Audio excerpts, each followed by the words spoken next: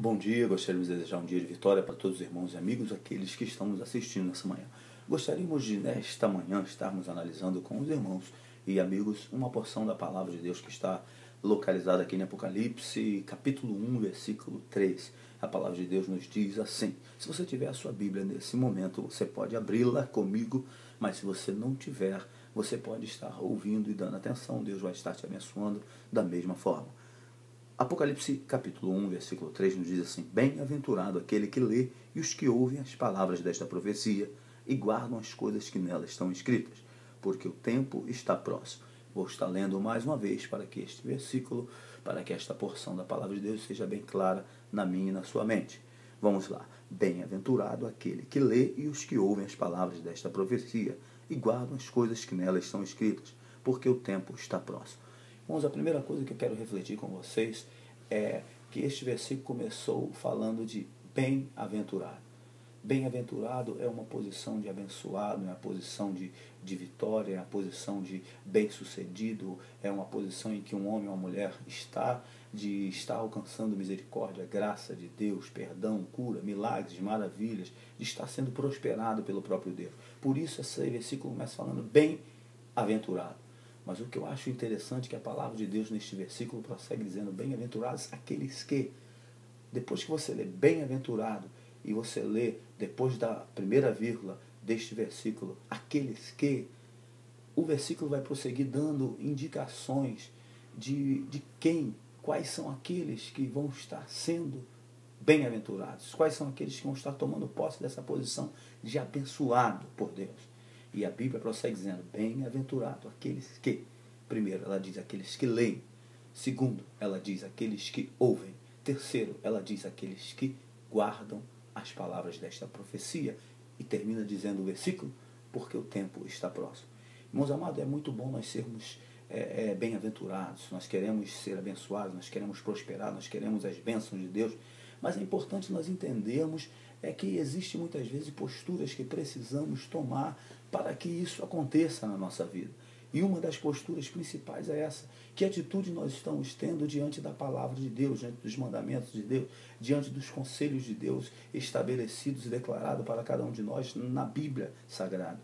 E eu acho interessante que este versículo nos dá três posições, três dimensões, três formas de nós interagirmos com a palavra de Deus para que sejamos abençoados, sejamos bem-aventurados. E a primeira delas, a Bíblia diz: bem-aventurados aqueles que leem.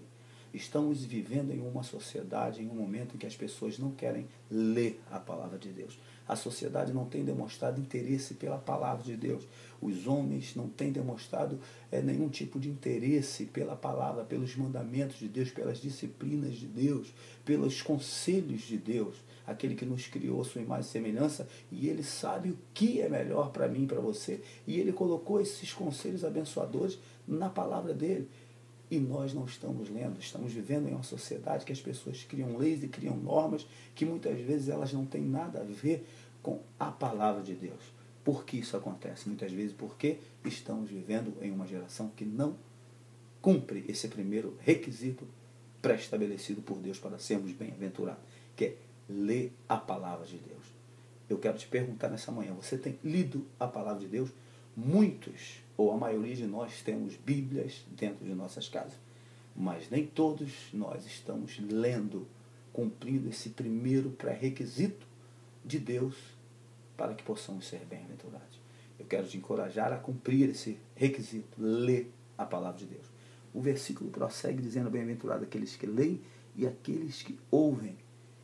Aí é muito sério, porque no ouvir a palavra de Deus, nós temos que estar em algum lugar que exista alguém pregando a palavra de Deus. Daí a importância da igreja, daí a importância do púlpito, daí a importância do altar, daí a importância de um profeta, daí a importância de um sacerdote, daí a importância de um homem e de uma mulher que possui o Espírito Santo de Deus e tem o dom do próprio Espírito para ministrar a palavra de Deus em um lugar sobre a sua vida, sobre a minha vida. A pergunta é: você tem estado em lugares que você ouve a palavra de Deus? Você tem estado em lugares que você pode ouvir as profecias de Deus sendo faladas, sendo relatadas, sendo proferidas sobre a sua vida? Porque não basta, a Bíblia está dizendo aqui de 3 posturas que nós temos que ter. Bem-aventurado aqueles que leem, aqueles que ouvem e aqueles que guardam as palavras contidas nesta profecia.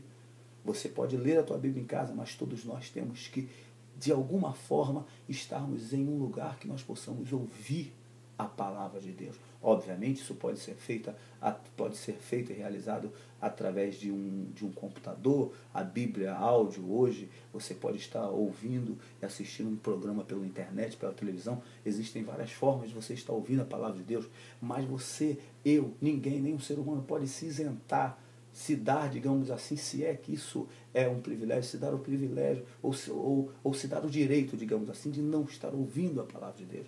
Eu te aconselho, em nome de Jesus, que você possa ser um homem ou mulher que tenha sede da palavra de Deus, sede de ler a Bíblia e sede de ouvir a palavra de Deus.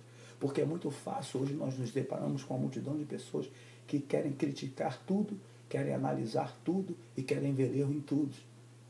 Mas elas não têm a responsabilidade, muitas vezes, de estarem lendo elas mesmas a palavra de Deus, e aí querem questionar aquilo que está sendo pregado, aquilo que está sendo falado. E o que acontece? Você não tem condição nenhuma de questionar, de discernir nada, a partir do momento que você nem lê a palavra de Deus. A partir do momento que você lê a palavra de Deus, e você ouve a palavra de Deus, você vai estar tendo estrutura, você vai estar tendo condição de diferenciar o certo do errado, o santo do profano, aquilo que é verdade, aquilo que é engano. Então, em nome de Jesus, eu quero te encorajar a estar lendo a palavra de Deus, estar ouvindo a palavra de Deus, estar indo a uma igreja, a um lugar em que você possa ouvir a palavra de Deus sendo pregada, sendo soada aos teus ouvidos. Então, nós temos aqui bem-aventurado aqueles que leem, aqueles que ouvem. E o terceiro requisito para que eu seja bem-aventurado é aqueles que guardam as palavras contidas nesta profecia. Irmãos, um problema muito grande que temos tido. Nós temos ouvido tanto a palavra de Deus, temos lido, alguns leem tanto a palavra de Deus, ouvem tanto a palavra de Deus nas igrejas, em palestras, em seminários, mas nós estamos vivendo um problema em que as pessoas parece que nunca ouviram, parece que nunca leram, porque elas ouvem, mas elas não guardam. O salmista chegou a falar: guardei a tua palavra em meu coração para não pecar contra ti.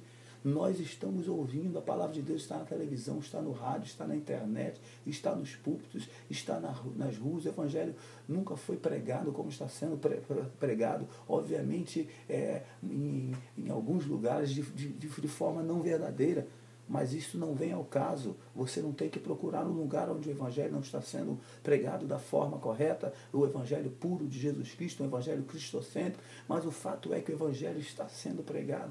O problema não está no evangelho não está sendo pregado ou está sendo pregado, está em que nós não temos obedecido aquilo que temos ouvido, lido ouvido, muitas vezes. A Bíblia chega a falar que aquele que ouve a palavra de Deus e não obedece é comparado ao homem que constrói a sua casa sobre a areia. A tempestade vem, a luta vem, o problema vem, essa casa não vai suportar, porque ela não está sendo construída sobre os fundamentos da obediência à palavra de Deus. De outro, sim, a Bíblia diz e compara o homem que lê, ouve e pratica, obedece a palavra de Deus, é comparado a um homem que constrói sua casa sobre a rocha, que vem o vento, vem a tempestade, vem as águas, a terra treme, e essa casa não cai porque ela está fundamentada, está construída sobre a rocha da obediência, sobre a rocha que também é a tipologia de Jesus Cristo, o verbo vivo de Deus, que se manifestou a nós. Eu quero dizer para você, se você tem sido um religioso, se você tem sido um crente, que até lê a palavra de Deus, ouve a palavra de Deus, mas se você não tem praticado, passe a praticar, porque de nada vai valer você ler,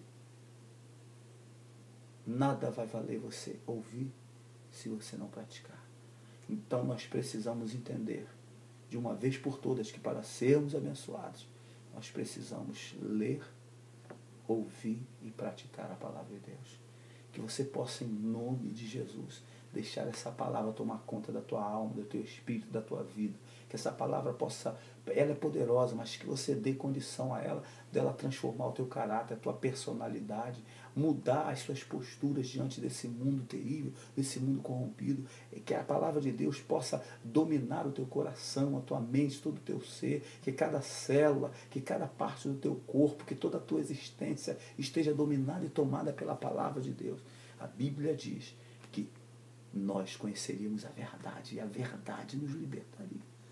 A Bíblia é a verdade, a palavra de Deus é a verdade. Que em nome de Jesus, a partir de hoje, se você tem sido um cristão, um crente, digamos assim, que não tem lido, que não tem ouvido, que não tem praticado a palavra de Deus, comece hoje. Esses 3 degraus, percorrido por você e por mim, estará nos conduzindo à posição de bem-aventurados. Que você possa ser um homem ou mulher bem-aventurada nesta manhã. Que a palavra de Deus encontre lugar especial no teu coração. Eu gostaria de me despedir de vocês, desejando um dia de vitória, um dia de bênção e profetizando toda sorte de bênção sobre a sua vida, sobre a sua casa e sobre a sua família. Que Deus te abençoe.